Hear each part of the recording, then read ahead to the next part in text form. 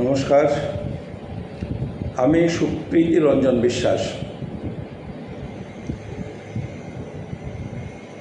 আমি আজকে এমন একটা সময়ে এই কথাগুলি আপনাদের সামনে বলবার জন্যে হাজির হয়েছি। যে সময়কালটা হলো উদ্বাস্তুদের নাগরিকত্বের জন্য যে সংগ্রাম শুরু হয়েছিল 2003 সাল থেকে আজ তার 23-24 বছর পূর্ণ হয়েছে। এই 23-24 বছর ধরে একটা নিরন্তর লড়াই, এত দীর্ঘকাল ধরে একটা ইস্যু নিয়ে লড়াই সংগ্রাম গোটা দেশের লড়াই সংগ্রামের ইতিহাসে খুব বেশি দেখা যায় না, খুঁজে পাওয়া খুব মুশকিল আছে। 23-24টা বছর ধরে এই লড়াইয়ের পর উদ্বাস্তুদের সমস্যার সমাধান তো হয়নি, বরং সমস্যা ক্রমেই জটিল হয়েছে। আর এই পর্যায়ে আজকে স্পষ্ট হয়ে গেছে যে এই যে নাগরিকত্বের সমস্যা, এই সমস্যা শুধুমাত্র আর উদ্বাস্তুদের মধ্যে সীমাবদ্ধ নেই। ভারতবর্ষে নাগরিকত্বের সমস্যায় সমূহ বিপদের মধ্যে এমনকি ভারতের ভূমিপুত্ররাও। যদি 2 কোটি উদ্বাস্তু মানুষের বিপদ হয়ে থাকে, তাহলে ভারতের ভূমিপুত্র মানুষের সাথে এই 2 কোটি মানুষকে পৃথক করবার জন্যে, বাছাই করবার জন্যে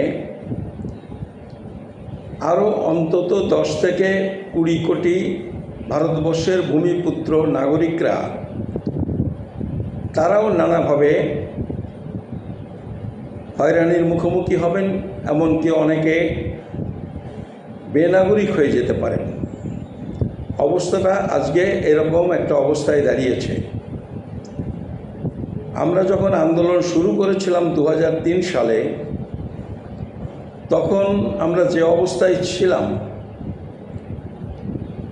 তখন বিপদটা ছিল অনুমানের বিষয়। যে এই আইন, যে আইন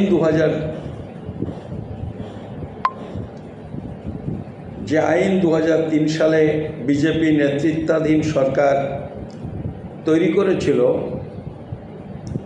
সেই আইনটা বিচার বিশ্লেষণ করে বিপদের সম্ভাবনা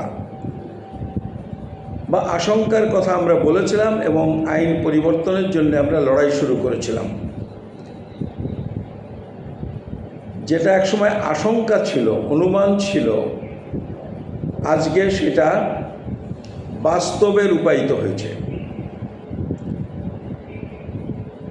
এইটা বেশিরভাগ মানুষ, উদ্বাস্তু আন্দোলনে যারা নেতৃত্ব করেছেন, তাদের দোষ দেন, তাদের নানাভাবে কটূক্তি করেন, তাদের ব্যর্থতার কথা বলেন, সমালোচনা করেন, ঐক্য নেই, ধান্দাবাজ, নানান রকমের কথা বলে থাকেন।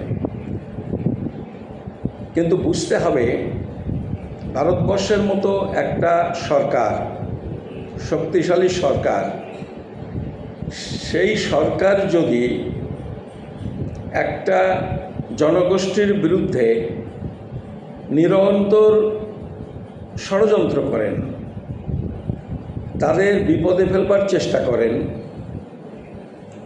এবং বিভিন্ন বিরোধী বড় বড় রাজনৈতিক দল যদি সরকারের এই কাজ, অন্যায়, তার বিরুদ্ধে রুখে না দাঁড়ান, চুপ থাকেন, এমনকি বিভিন্ন প্রকারে সরকারকে সহযোগিতা করেন, সেক্ষেত্রে উদ্বাস্তু সংগঠনের মতো একটি সংগঠন আমাদের মতো নেতাদের পক্ষে এই আন্দোলন বেশি দূর এগিয়ে নিয়ে যাওয়া সম্ভব নয়। আসলে সেটাই হয়েছে। আন্দোলন এগিয়ে নিয়ে যাওয়া সম্ভব হয়নি। উদ্বাস্তুরা আজকে সত্যি সত্যি বিপদের মধ্যে পড়েছেন এবং ভূমিপুত্র মানুষেরাও আজকে এই নাগরিকত্ব আইনের জন্য সমস্যায় পড়েছেন। আমাদের নতুনভাবে আমরা যখন এই আন্দোলনকে সংগঠিত করার চেষ্টা করছি, তখন সমস্যা হয়ে গেছে এই সরকার এবং তাদের মাধ্যম এবং দেশের নানা গণমাধ্যম, সংবাদ মাধ্যম, প্রচার মাধ্যম এবং তাদের পার্টি এবং পার্টির ক্যাডার বাহিনী, তারা এই আন্দোলনে বিভ্রান্তি তৈরি করবার জন্যে নিরন্তর আমরা যে কটা মানুষ চেষ্টা করছি সঠিক পথে, তাদের বিরুদ্ধে বিষোদ্গার করে যাচ্ছেন। তাদের ভয় দেখানো থেকে শুরু করে তাদের পাশে যাতে মানুষ না দাঁড়ান তার জন্যে নানান রকমের অপপ্রচার তারা চালিয়ে যাচ্ছেন। সেই কারণে আমার মনে হয়েছে এই মিথ্যা প্রচার তার মোকাবেলা করবার জন্যে আমরা এই যে 23 বছর ধরে 24 বছর ধরে উদ্বাস্তুদের স্বার্থে, উদ্বাস্তুদের নাগরিকত্বের জন্যে যে লড়াই সংগ্রাম করেছি, সেই সংগ্রামের ইতিহাসের কিছু কিছু অংশ আজকের এই প্রজন্মের মানুষের কাছে তুলে ধরা দরকার।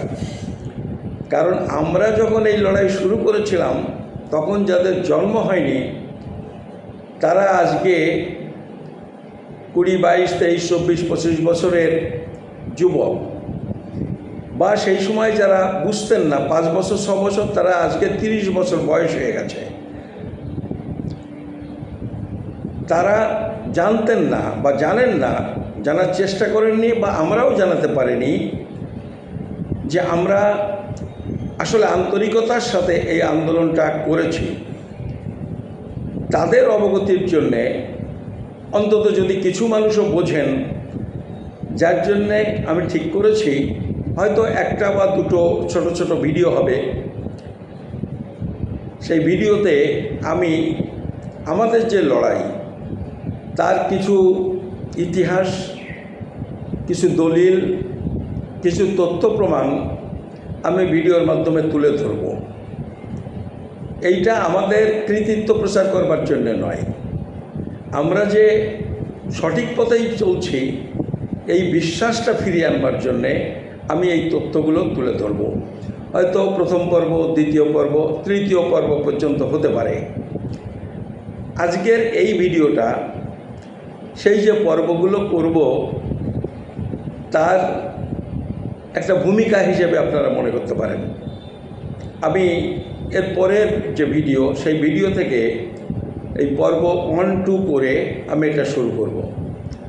আপনারা যারা আগ্রহী তারা একটু কষ্ট করে এই 2-3টে ভিডিও একটু দেখে নেবেন।